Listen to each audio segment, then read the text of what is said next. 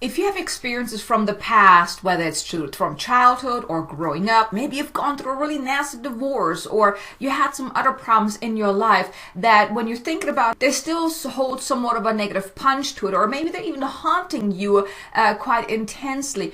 All of those things that you experienced in the past, they're still affecting you today.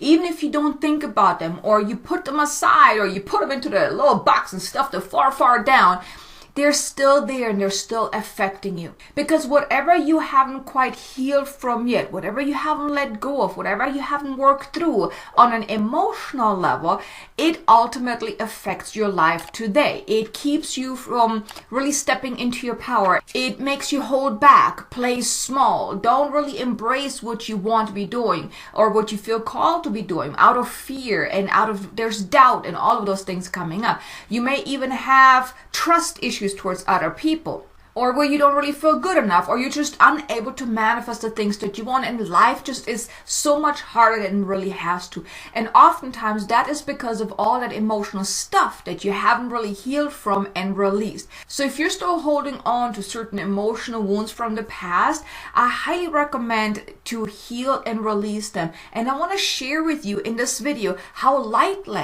using light language, whether it's you're listening to light language or you're even learning how to channel light language yourself, can really help you heal those emotional wounds from at the core level, to really setting yourself free and letting it go. Because once you heal from those things that are really affecting you negatively, you're setting yourself free to really step into your power, and it changes your life in ways that you never thought possible.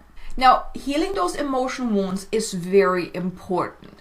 And it doesn't mean that you have to just go on this immense healing journey and not do anything else. That's not what I'm talking about. But healing those emotional wounds is very, very important, because if you don't, well, it's still there. Just because you don't think about it or you have put it aside and you locked it away, it doesn't mean that it's gone. Right? It's still there, and it tends to then show up when you least expect it. It comes up in form of really knocking you off your feet, or it creates situations in your life that are of similar frequency and those type of things. So healing those emotional wounds is truly important, because those emotional wounds, they affect you on all levels, in all areas of your life. And usually those emotional wounds, they come from childhood experiences growing up, and even things that you're experiencing today. All of those things that are happening in your life, they're having a negative effect on you.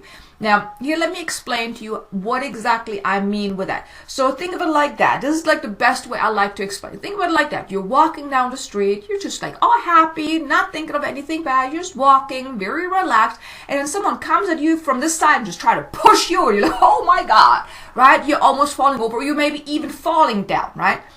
That is a shock to your system, right? Because even if you didn't think about the same event later, a few hours later, or maybe even a couple of days later, you're like, oh my God, that really scared me. I mean, I thought, I was going to die or something like that. And that's basically what happens whenever you have a bad experience or negative experience.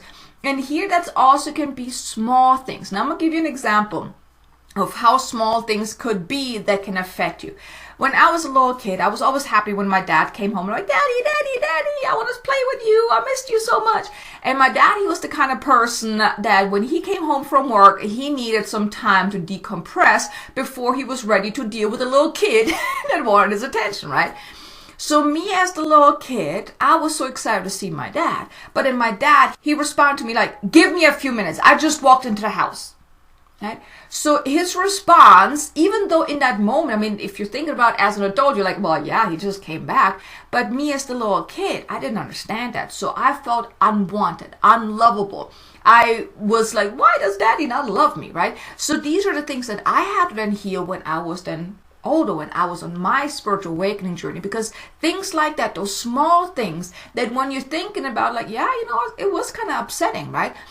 And these are the things that require healing as well. And of course, then the big things. Because anything that doesn't feel okay, that even feels very upsetting and very stressful, is a shock to your system. It causes a disruption in your energetic field. And then a lot of stuff kind of stays within you. It attaches to you, right? So these are the things that need healing and releasing. But it's not so much about healing the event. It's about healing the emotional charge it left behind. So for me, it was I felt unlovable, unwanted. These were the things that I had to heal from this tiny little event, that very insignificant event. I had to heal from that. So it's about the emotional charge behind whatever happened. But anytime something happened, it is like a shock to your system and it stays with you. So like I said, even if you don't think about it, I didn't think about that event, until I really went deeper, because there were some other things about feeling unwanted and unlovable. There were like many layers to it. And as I was healing about this, not feeling wanted and feeling unlovable, I uncovered that one event with my dad. Or it was like multiple times because, I was a kid and it was like happening almost every day. But just that, I had to heal that as well, because it stays with you. And like I said, just because you don't think about these things doesn't mean they're not there. Even let's say you have gone through a really nasty breakup or divorce or even a loss of a loved one, things like that. All those negative emotions, they are staying with you, and then they can affect you. Because then you may not open yourself up to other people. Maybe you're then kind of like shutting down emotionally, having this energetic wall around you. Maybe you're not putting yourself out there as much and things like that. So it can really hold you back. It's like that weight that you carry on your shoulders, like that baggage that you carry with you, and you want to heal and release it. If you're noticing in your life that you're not where you want to be, that you're not experiencing life that you want to live, that healing those emotional wounds can help you set yourself free from that to really move forward.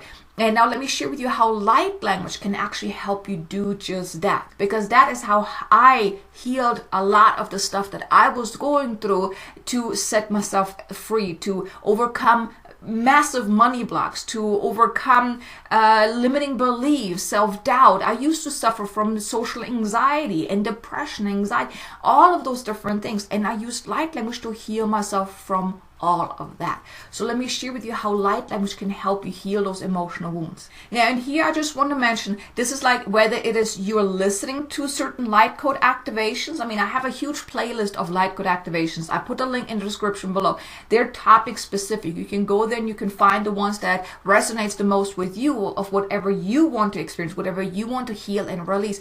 But so it's whether you want to listen to just an activation, or if you would like to learn how to use light language for yourself, how to channel light language, then I want to invite you to check out my brand new program, Activate Your Inner Light Language. I designed this program, or I was guided to create this program to help awakening souls like you on their journey of really healing deeply.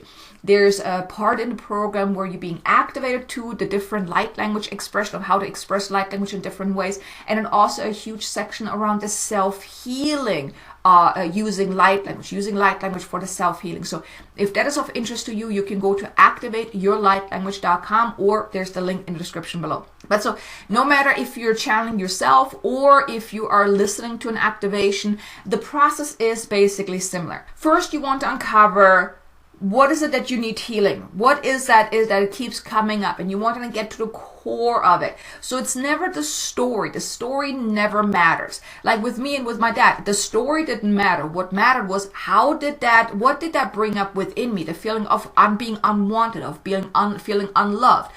That's the things that you want to clear. So you want to get to the core of it. What is the emotional charge behind it? What is at the emotional level? You want to uncover that. And you can check on the intensity of how intense do you feel that, to then gauge, okay, how is this light language healing affecting you? Because you want to decrease the intensity, so when you're thinking about it, it won't hold a negative charge anymore. That's basically what light language does. It releases the negative charge. It reduces the negative charge and decreases the intensity. So you want to get to the core of it. This could be a feeling of abandonment, not good enough, not loved, even rejected, those type of things. So you really want to get to the core of the emotional response, the emotional feelings. You want to get to the core of that. Then you want to connect with the event. But like I said, not going into the story, just putting your attention onto whatever happened. So for me, I would have put the attention onto the event with my dad, not going into the story, but just putting my attention on, okay, I remember when I was when I was like 4 years old, this is what happened. Just putting your attention onto that. And then setting the intention for the light language. So light language is all about setting intention, because with intention, it gives the light codes, it gives the healing frequency a focus. It gives it a direction, right? So if you're channeling yourself, you would then put an intention behind it. If you're listening to any of my light code activations, I include the intentions in the beginning to give the activation, the healing frequency a focus. But you would then want to set intentions of what do you want to heal, what do you want to release, and also what do you maybe then want to activate as well, because you may then want to replace whatever you released with something positive, right? With something better. Here you can intend you want to cut any cords, you want to release any attachments, you want to dissolve any interferences, remove any blocks, things like that. And you can be more specific, but you want to put the intention onto that of what is it that you want to do with the activation. But then you also want to set the intention, you want to really release and let go of whatever is not ready to be released and healed. And then light language can also actually help heal past lives, because oftentimes we are experiencing things in this lifetimes because it's karma from past lives, right? Or we had a really bad experience in the past life and it kind of carried over, the energetic charge kind of carried over in this lifetime. So you can also use light language with the intention of healing any karma, of cutting any or dissolving any soul contracts, of cutting cords to any past lives, healing any emotional charge from past lives as well. So light language can go wide and far. It can go past life, it can work with your current life, and it can also affect the future as well.